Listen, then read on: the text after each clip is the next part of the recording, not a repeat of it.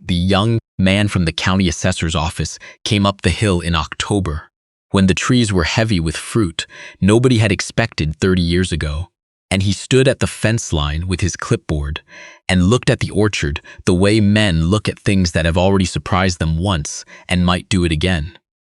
"Ma'am," he said, "the 1889 burn order is still on file. Someone should have told me this land was still producing." She did not look up from the tree she was examining. Her fingers were working along the bark of a red June apple, reading the wood the way another woman might read a letter, checking for the particular roughness that meant scale, the soft give that meant something worse underneath. The bark was clean. It was always clean now, after 28 years of watching it. But she still checked every October the same way she'd checked that first winter, when she hadn't known yet what clean bark meant and had to learn it the same way she'd learned everything else about this place, by handling the thing until her hands could tell her what her eyes couldn't.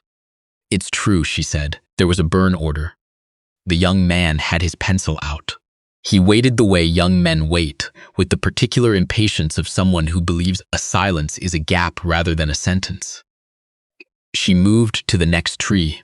The leaves were going gold at the edges, the color of the light that came through the kitchen window late on autumn afternoons, and the fruit hung full on branches that had been, the year she arrived, little better than dead wood on a dying hill.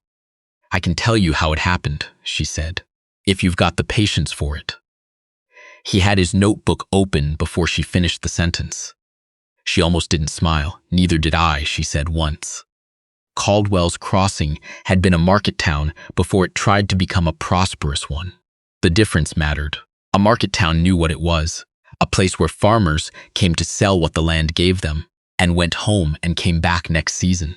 But somewhere in the decade before she arrived, the men who ran Caldwell's Crossing had decided the orchards in the hills above town were worth more than just the fruit they put in barrels every September. They'd built a cider house. They'd hired a printer to make labels. They'd written letters to buyers in Cincinnati and Louisville about the particular character of the apples that came off the hillside. Old varieties, some of them planted 40 years back by men who'd come from Virginia with seedlings wrapped in oilcloth. Varieties that had no name anyone had bothered to write down, but that produced fruit with a depth of flavor that the new commercial strains, bred for size and shelf life, couldn't touch. For a time it had worked. Then the blight came, or what they thought was blight. She learned this from the county agent's files, which she found in a locked drawer of the cider house desk 6 weeks after she arrived, wrapped in a piece of leather that had gone stiff with age. One inspector, one visit. One afternoon in late August when the drought had been running 4 years and every tree on the hillside was in visible distress, leaves curling, fruit undersized and early dropping, bark going the color of old leather in the places where the sun hit it longest. The inspector's report was 3 pages long and took her half a morning to read, partly because his handwriting was the kind that cared more about speed than legibility, and partly because she kept stopping at sentences that didn't sit right with her. Advanced fire blight throughout. Orchard beyond recovery. Immediate burn order recommended to prevent spread to adjacent properties. She set the report down on the desk and sat with it a while. Then she picked up her father's old pruning knife from her coat pocket. She'd been carrying it since the day they buried him, 5 years before she came to Caldwell's Crossing. And it was the one thing she'd brought that hadn't been sold to cover what her husband owed, and she went back out to the hillside. She spent 3 days on it, moving tree to tree the way the inspector had moved, but slower, stopping to open a branch where she wasn't certain, cutting back to the wood and reading what the wood told her. Fire blight had a smell. It had a particular look to the cambium, that orange-brown stain running like a bad verdict through the interior of a branch. She knew it from her father's orchard in Tennessee, where it had come through in 71 and taken 1/3 of his trees in a single season. These trees didn't have it. What they had was 4 years of drought and 3 years of no management. What they had was bark sun-scalded on the south-facing slopes. What they had was crown congestion so dense that the interior branches hadn't seen enough light to set fruit properly. and the outer branches had been bearing so heavy for so long that the trees were exhausted in the way that things get exhausted when they've been asked to give everything without anyone putting anything back. They were not dying. They were simply running out of what a hillside could give when nobody was tending the taking. She came back down to the cider house at dusk of the third day and sat again at the desk with the inspector's report and her father's knife and the notebook she'd found in the drawer that still had blank pages in it. She opened to the first blank page and began writing down numbers. Trees per row, estimated age, variety where she could identify it, what she saw, what she thought could be done. These. She did not know that evening whether any of it was possible. She only knew the report was wrong, and that a wrong report had sent 30 families out of this valley, with their wagons loaded and their orchards condemned, and that if she didn't write down what was actually on that hillside, no one ever would. Old Harmon had given her the deed on a Thursday, 2 weeks after she'd arrived. He was the last of the men who'd built the cider house, the one who'd written those letters to Cincinnati, who'd hired the printer for the labels, who'd believed longest in what the hillside above Caldwell's Crossing could produce. He was also the one who'd stayed the longest after the burn order came.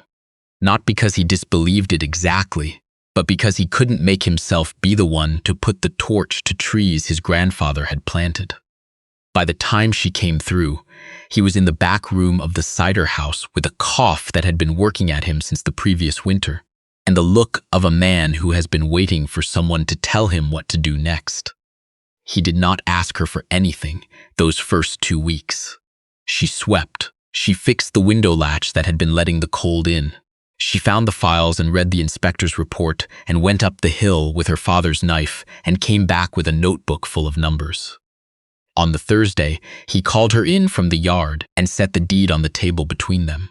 His name was on it, and a blank line where another name should be. "I'm not asking for money," he said. He looked like a man who was done asking for most things. "I'm asking for someone to stay." She looked at the deed, at the blank line. "The burn order's wrong," she said. "The trees aren't blighted. They're drought-stressed and neglected, and whoever wrote that report came in August and spent one afternoon and didn't open a single branch." He looked at her for a long moment. The cough moved in his chest and he let it pass. "I know it," he said quietly. "I knew it then, didn't have the fight left in me to say so." She picked up the pen from the tray beside the inkwell. She looked at the blank line again, and at the window behind him, and at the slope of the hill visible through the glass, where 40 acres of old apple trees were waiting, in the particular patience of things that have been given up on, but haven't given up themselves. She signed it. Harmon died before the first snow. She buried him on the edge of the orchard, under a winesap he had pointed to once as the oldest tree on the property, planted, he'd said, by his grandfather's grandfather, before there was a name for this county or a road up the hill. She stood at the grave with the wind off the ridge in her face and the deed folded in her coat pocket. And she did not say much because there wasn't much to say that the trees didn't already know. That first winter she pruned. She worked from first light until the cold drove her inside, moving through the rows with loppers and a handsaw and her father's knife, taking out what was dead, opening the canopy where it had gone dark and tangled, cutting back the water sprouts that had shot up along the main scaffolds in the 3 neglected years. She talked to the trees the way she talked to herself when she was working something out loud but low, more rhythm than words. "Too crowded here, this one first. Come back for that branch in spring once I can see what it's doing." She did not know yet if any of it would take. Pruning in winter was faith more than certainty. You were making decisions about what would happen in April based on what you could see in January, and January was not a good month for seeing clearly. But her father had taught her that pruning was not about removing what was wrong. It was about giving room to what was right. The tree already knew what it wanted to do. A woman with a saw was just making it easier to do it. By spring, she had opened most of the canopy on the upper rows. By the second spring, the lower rows. She learned the orchard the way she had learned the cider house files, by handling the thing until her hands understood what the paper had only suggested, which varieties ran to biennial bearing and needed to be thinned hard in the off-year, which trees had root systems so deep they'd survived the drought better than their bark let on, which ones were grafted to rootstock that made them long-lived and steady, and which had been put in on their own roots and would never be quite reliable no matter how well she tended them. The man who showed up at the lower fence in the second march was looking for work. He did not introduce himself with a speech. He said he'd heard she was working the old Harmon orchard alone and asked if she needed someone who knew how to handle grafting stock. She looked at him the way she looked at a branch she wasn't certain about, reading what was there rather than what she hoped to find. His hands were the right kind of caulust, not field work, something finer, something that required patience with small things. She said she couldn't pay much. He said that was fine and named a figure so modest she almost asked him to repeat it. He started the next morning. He did not explain himself those first weeks, and she did not ask. He worked beside her without needing direction, the way someone works when they already know the job and are simply waiting for the particular version of it in front of them. He grafted the varieties she couldn't identify from a collection of budwood he'd brought in a dampened cloth, naming each one as he cut: Newtown Pippin, Black Twig, Smokehouse, Virginia Beauty. His father, he said one afternoon without preamble, had been the orchardist for the county nursery before the county nursery closed. He'd grown up reading varieties the way other boys read almanacs. His father, he also said, had known what happened with the burn order. She stopped working. He kept grafting. The inspector who came, he said, was sent by a man who owed money to the railroad and needed the hillside cleared for a right-of-way that never got built, paid for a one-afternoon report and got what he paid for. She set down her loppers. She looked at the row of trees around her, at the new growth coming in at the tips of branches she'd opened the winter before, small and pale green and patient, the way new growth always was. 30 families left, she said. He nodded once, the way a man nods at a fact he's been carrying a long time without anywhere to set it down. Same hurry that always cleared this kind of country, he said. Somebody needed something done before the season changed, so they cut the corners and the families paid for it instead of them. He was quiet a moment. Trees didn't, though. She picked up her loppers. No, she said, they didn't. The first real harvest came in the 4th year. Not a full harvest. The trees were still recovering, some of them, still finding their way back to what they'd been before the neglect. But enough to run the press. Enough to fill the barrels she'd cleaned, and recouped herself over 2 winters in the cider house, learning the craft from the files and from the 3 books Harmon had kept on the shelf above the desk. The man stayed for pressing. He ran the mill without being asked, adjusting the gap for each variety the way her father had adjusted his press for different grain, not by measurement but by sound, by feel, by the particular quality of the pomace coming off the wheel. She managed the fermentation. She watched the temperature the way the trees had taught her to watch the weather, not with the intention of controlling it, only with the intention of knowing what was coming in time to respond. She moved the barrels. She tasted. She waited. The cider that came out of those first barrels was not what she expected. She had expected it to be good. She had spent 4 years tending those trees back to health, and she had some confidence by then in her own judgment about what was possible. But good was not what it was. It was something that stopped you, something that tasted like the specific hillside it had come from, like the particular elevation and the particular soils and the particular varieties that had been chosen 40 or more years ago by someone who understood that apples were not interchangeable and that the differences between them mattered. There was a depth to it she didn't quite have words for. Not sweetness exactly, not complexity exactly. Something more like persistence, like a thing that had decided to take its time and had been given the years to do it. She held the first glass up to the cider house lamp before she drank. She said, "No cloud in it." The man looked at it, said nothing. She drank. He watched her face without watching her face, the way he'd learned to over 4 years of working alongside her. She set the glass down. "It's right," she said. He took the glass and drank what was left of it, set it down the same way. After a moment, he said, "Your father's orchard in Tennessee, was it better than this?" She considered. "No," she said, "different." He nodded, like he'd expected that answer, and was satisfied with it. She poured 2 more glasses.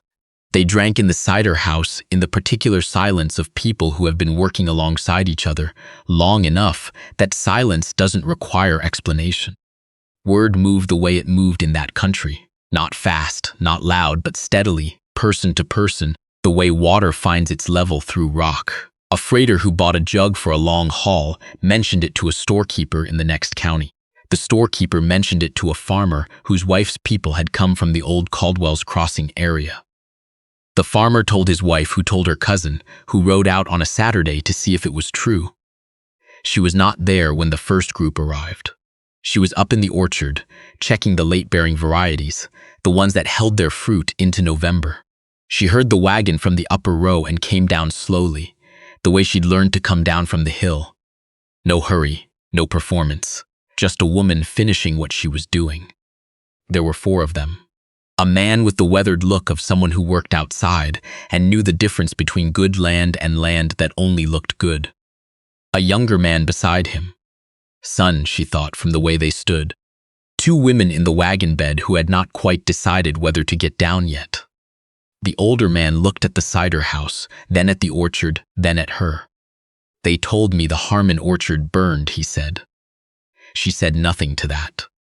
He looked back at the hill, at the rows of trees in their late-season color, heavy with what they'd made. Old trees, the deep bark of them, the particular spread of crowns that took decades to grow and couldn't be hurried. "What variety is that one?" he said. "The one at the end of the first row." She told him. He was quiet a moment. "My grandfather talked about that apple," he said. "Said there hadn't been a tree of that variety he could find in 20 years. She walked to the cider house and opened the door. "There are some inside," she said. He followed without further discussion. The women came down from the wagon. The son tied the horses. What she poured them was not ceremony. She used the same tin cups she used every day, the ones that hung on nails by the press. She poured and stepped back and did not watch them drink. She had learned that watching was the wrong kind of attention.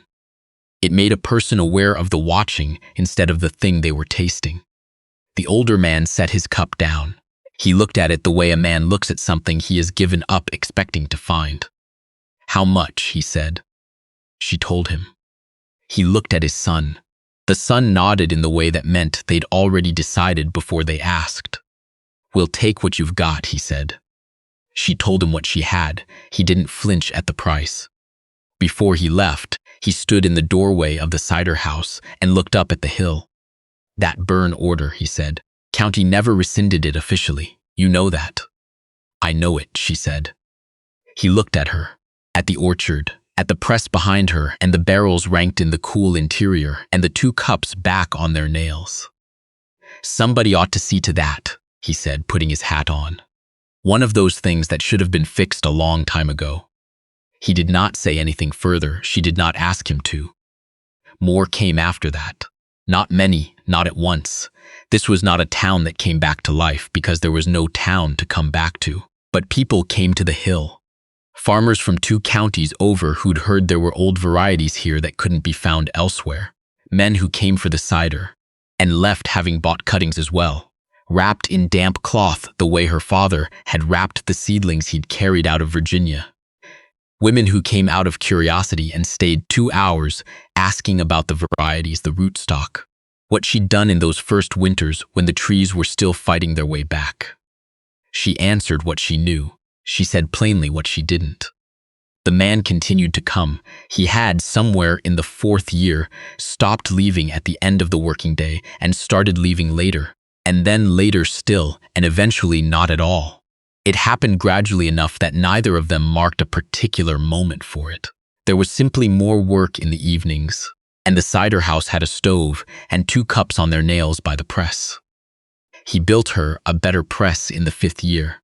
He worked on it through the winter in the cider house, cutting and fitting by lamplight, while she turned the inventory in the notebook that had once held a dead man's debts and now held variety counts and graft records and harvest yields. She could hear the plane through the pages she was reading. A steady draw, patient as breathing. She did not comment on it. He did not explain it. When it was finished, the press ran truer and faster and bruised the fruit less going through. And the cider that came off it was better for it, and she told him so. He said nothing. He handed her the first glass off the new press. She drank it. Better, she said. He took the glass back and drank what was left. Set it down on the worn spot beside the press where glasses always ended up, and went to check the temperature on the nearest barrel. She went back to the notebook. Outside, the November wind was finding the gap in the cider house Eve the way it always did this time of year. The same low complaint, the same familiar pressure. She had stopped hearing it as a problem. It had become simply the sound of November, the sound of this hill in this season, as domestic and expected as the smell of the press and the scratch of her pen and the man's footsteps moving across the packed earth floor behind her. The young man from the assessor's office had stopped writing. He stood at the fence of the upper row with his notebook open and his pencil still, and he looked at the orchard the way the older farmer had looked at it, like a man recalibrating what he'd expected to find. That burn order, he said, it's still technically on file. She walked the fence line. Her hand found the post at the corner, worn smooth at the height where her hand had found it 10,000 times. It was wrong when it was written, she said. It's wrong now. He looked at his notebook, then at her, then at the orchard again. The variety in the third row from the top, he said slowly. I've seen that in agricultural records, listed as commercially extinct, off the market before the war. She said nothing. He closed his notebook, opened it, closed it again. Ma'am, he said, how many varieties like that do you have up here? She considered. Of the ones listed as commercially extinct? He nodded. She looked at the hill, at the rows she had opened, winter by winter, tree by tree, with her father's knife and a patience she'd had to teach herself from scratch because nobody had given it to her and she'd needed something to give back. 11, she said, that I've confirmed, possibly more that haven't been properly catalogued yet. He was writing again. She watched him for a moment the way she watched the press, with attention but without investment in any particular outcome. The barn needs a new foundation post on the north side, she said. If you're writing things down. He looked up. She was already moving up the row. She had 2 more trees to check before the light changed. He followed at a distance, notebook open, pencil moving. The kind of young man, she thought, who would write down exactly what he was told and then go home and think about the rest of it on his own, which was probably the right way to do it. At the top of the hill, where the oldest wine sap stood, the one Harmon had called the grandfather tree, the one that had given her more trouble and more reward than any other on the property, she stopped. Below them, the cider house sat solid and weathered at the base of the slope. The press was visible through the open door, 2 cups on their nails. The young man came up beside her. He looked at the valley, at the town that wasn't there anymore, at the roads that went somewhere else now. Was it worth it, he said, staying?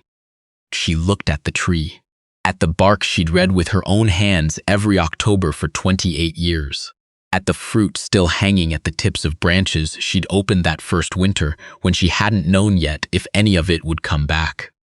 Ask the tree, she said. She started back down the hill the same way she'd gone up it, unhurried, her hand trailing along the branch of each tree she passed, not looking down, not needing to, the wood familiar under her palm, the grain of it, the life of it, patient and exact, doing what it had always done, reaching towards something the frost had tried and failed to take away.